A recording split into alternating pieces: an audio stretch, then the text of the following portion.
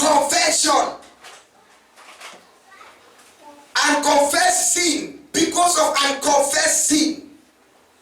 You see, there are people who die even with the secret. You die with the secret. There are even a wife and or a husband. They die with the secret, with unconfessed sin, with unconfessed secret. They die with this, thinking that when they go to heaven, they will find out a space where they can confess to God. Hallelujah. Confession is in this world. Confession is now when you are alive. Confession is now when you are breathing. After death, there will be no confession. Confession. Maybe you receive Jesus Christ. Let me tell you, my dear brother and my sister, there is forgiveness in Christ. It is true that when you receive Jesus Christ, at that date that you receive Jesus Christ, you repented. Is that true? You repented before God and you confessed your sin. But after that time, maybe you received Jesus Christ 2 years ago or 5 years ago. There are things that you have been doing, or there are things that you had done. Did you confess? Did you confess that sin? Are you confessing them? Hallelujah. And what I mean, it is unconfessed sin. There is two confession. Confession to people, confession to God, and confession to people. Confession to those that are affected. Hallelujah. Confession to God, who is the number one, who is affected by our sin. Amen. Amen. Read for us Proverbs 28:13. Let me tell you, there is no heaven if you are living in unconfessed sin. If you are living in something that you know that you are doing or you did, but you have not confessed. Either you have done it to your wife, either to your husband, either to somebody that you know you need to confess. Proverbs 28:13. He who covers his sins will not prosper. Will not prosper. But whoever confesses and forsakes them will have mercy. But whoever confesses them, but whoever confesses and forsakes them will have mercy. Hallelujah. Amen. That meaning that when you die with unconfessed sin, you will not prosper. Hallelujah. Amen. You will not prosper. It will not be well with you. That when you die with unconfessed sin, that even when you are in this world, if you are living in unconfessed sin, it is like living with a sickness, with a disease, and there is a medicine. Hallelujah. There is healing, there is medicine, there is solution, but you are living with your own sickness and diseases. You don't want to confess it to the doctor, who is Jesus Christ. Confess your sin so that you may prosper. Those that hide their sin, those that try to confess, they will not prosper and they cannot find mercy. Hallelujah. Amen. That is the main reason why most people, they are in hell, because they did not confess their sin. Hey. Praise the name of the living God. Amen. They did not confess their sin. They did not confess their sin.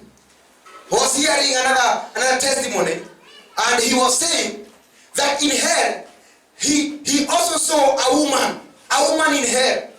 She was there in hell, suffering and crying, but she was a Christian. And the reason is because she did not confess to her husband. The money that her husband used to left for her, that money, she spent it in any way. And she saved some of the money and did something, but she did not tell her husband. Praise the name of the living God. Amen. Praise the name of the living God. Amen. So you see that because of that reason, she did not confess to her husband that what she was doing, that the money that she was given, she separated and she was doing something else. Hallelujah. Amen. That is unconfessed sin. It's something that you are doing and you know that you cannot tell your husband. You are cheating your husband, or you are putting a secret to your husband, and you know that what he did for you, it is for the house, or it's for children, or it's for, but you are doing something else. Hallelujah. Amen. Bible says that there is no secret to those that are in one. When God has united you, you become one thing. So there is no secret. Hallelujah. Amen. You need to tell each other. So the woman was in hell simply because of unconfessed sin. She did not just confess. It was something that was very easy, but she did not confess it. You see? Unconfessed sin. Then another one. He was sold even another one. That one was there because of matches. Just a matchbox. You see that she borrowed a matchbox from a neighbor. Then when she borrowed the matchbox and she lit one and another one, then after lighting the matchbox, the fire, relighting the stove, she took 12 sticks. 12 sticks. Hallelujah. Amen. Then when she took all those, she stole. You see? In her heart, she was not stealing. It's just putting for herself. So that she will not borrow the neighbor again. Hallelujah. Just 12 stick made her to enter in hell. Imagine. Imagine. God is holy. And the Bible says, no thief will enter the kingdom of God. So it doesn't matter the quantity you store. It doesn't matter the quantity or what amount of the thing that you store. Everything that you steal, everything that you store which is not yours, which belongs to your neighbor, which belongs even to your husband, or to your wife, or to your family, or to your boss, that is sin. If you don't confess it, you will end up in hell. So she was in hell only because of 12 sticks. And he said that when she was called out, she was told, are you well? Yes, she is confident that she is going to heaven. She has been observing holiness. She has been observing all other laws. But the angel told her, just fold out your hand. When she folded out the hand, there was 12 sticks. 12 sticks. And she was told, what are these? Where? And then, in heaven, there is a memory. You remember what you did. The sin that you did, they flash on you. You see on that TV that you did this, but you heal some, but you give the neighbor, and you assume nothing happened. And the next day you did not even care to tell. Hallelujah! Amen. Listen to me, my brothers and my sisters. Another one was shown a pastor, a man of God. Hear this. Another one was shown a man of God. He was a pastor. He was a person who is renowned. But one time when that bishop was cultivating in his field, he found eggs, some eggs, which was read by the neighbor of by the neighbor's chicken or hen. Hallelujah. Amen. Then he took those eggs. He took for himself. He said, "Hey, this is like a blessing." You see, God said, "This is like a blessing that even the hen of the neighbor, they are now laying in my garden." You see, this is the blessing. That is how many people say it is a blessing. Or you see, and then he just took those eggs without even informing the neighbor, and he cooked them. He cooked them and enjoyed. But when he died, he was told, "Come out, fold out your hand." When he folded his hand, there was those eggs. Egg. Just because of egg. That people, he is in hell. Why? He did it willingly. The Bible says that whatever that you know it is good, but you don't do it, that is sin. Yes. And whatever that you do, that you know it is sin, you will be guilty. Yes. So if you know that the thing that you have, it is not yours, they are not yours, but you are just using them. You know the owner, but you don't go to the owner and tell him, "This is your egg," or "This is yours." You just take it. You will be accounted in the day of judgment. Amen. Hallelujah. Amen. Praise the name of the living God. Because the word of God stand firm, purified 7 times, that there is no thief in heaven, no robbers in heaven. So anything that does not belong to you, you are a robber. So meaning confession, they did not confess when they die or after before they die. They did not confess. You need to confess your sin, because if you don't confess your sin, it shall not be well with you. You shall be to depart from me, only because of something that is very small. 1 John 1:9. 1 John 1:9.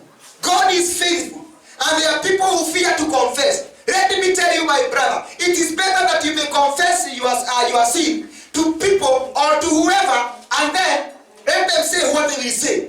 But for you, you want to enter the kingdom of God, than to hide your sin to some people, saying, I don't want to tarnish my name.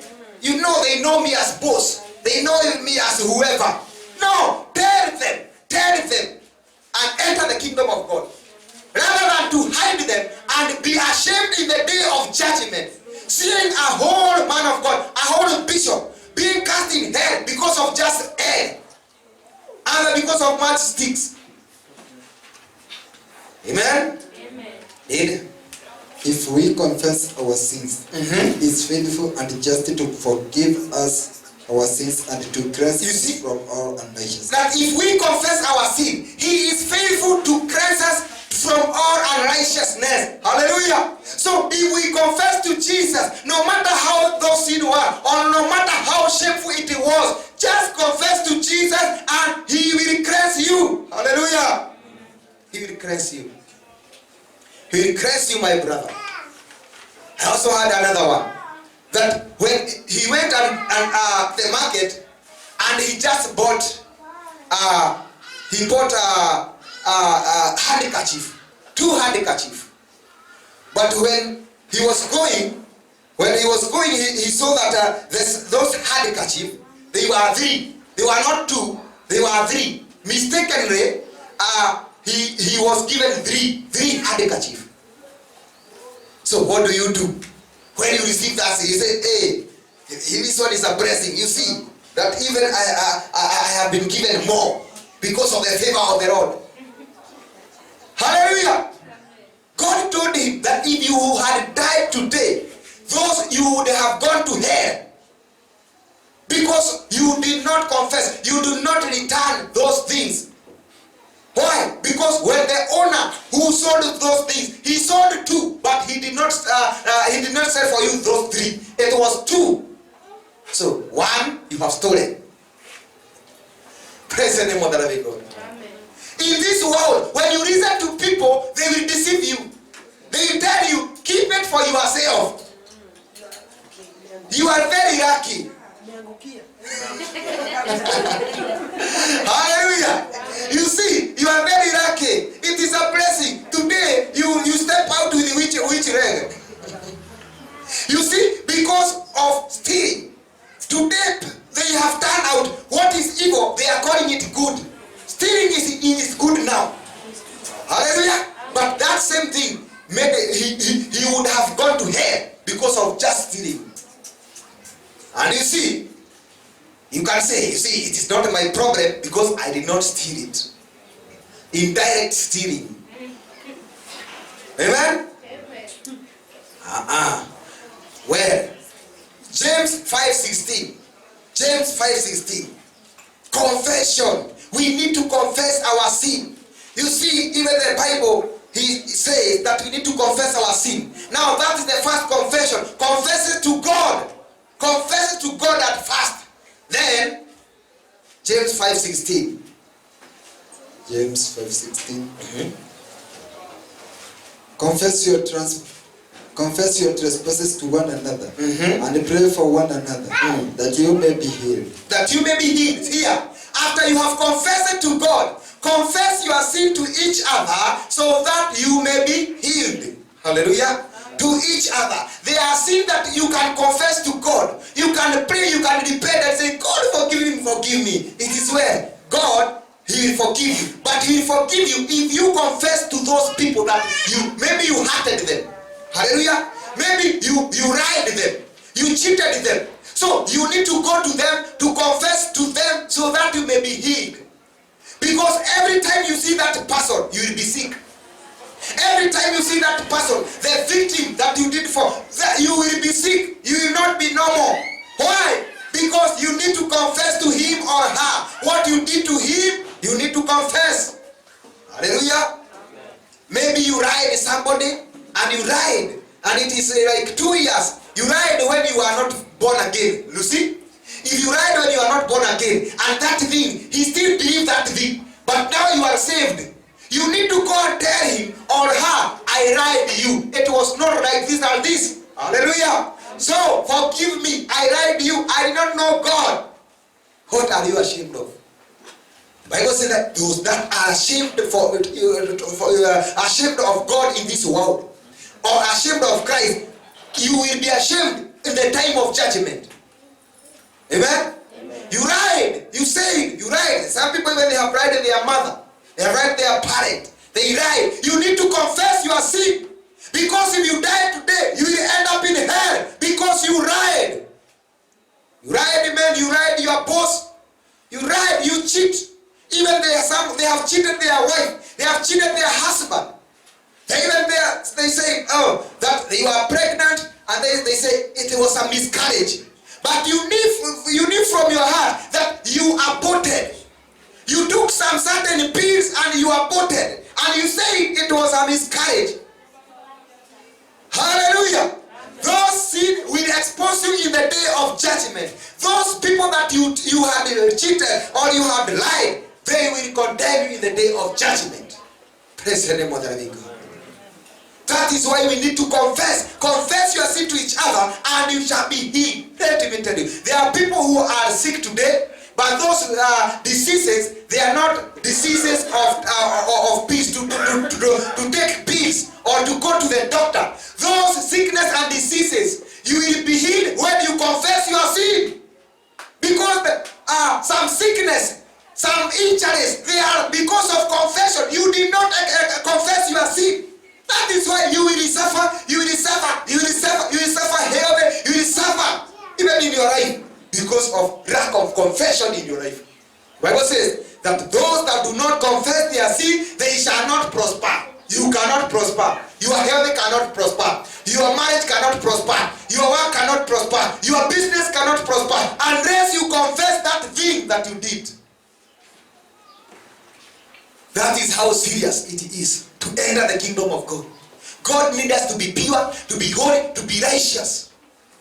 Hallelujah. Amen. There are people, they cheated their wife. They cheated. Even if you had cheated when you were not saved. Hallelujah. You are cheated when you are not saved. Don't say that I repented. You see, when you cheat your husband or your wife, you don't just sin. You don't wrong God only. Okay? You even wrong who? Your husband or your wife. Praise the name of the living God.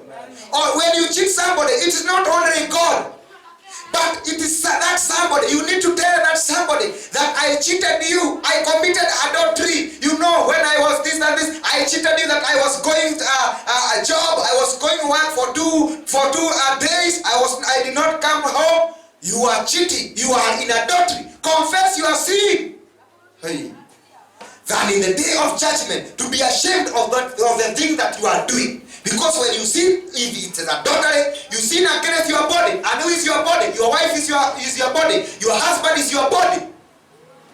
Amen? You need to expose your sin. All those things. There are people who have cheated. Even in the corruption, they have done corruption. You need to expose your sin. You need to confess your sin and say, I did this and this. Because the same thing that you are doing, it will judge you in the day of judgment. There are people who cheated even in exam. They cheated in exam. They cheated in exam. They even paid and corruption, bribe, so that they may pass.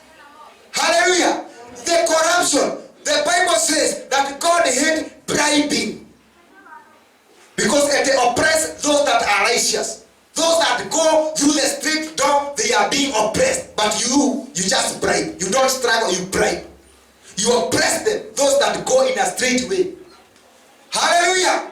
Confess your sin so that you may be healed. That is why there is a need for even public confession. There is a need to confess it to each other. This is the word of God that God gave me yesterday. I did not plan it today. But you hear, when the Holy Spirit was speaking, even through tongues, He said you need to confess yourself to each other. Meaning there are people who are here that if you die today, you will not enter the kingdom of God.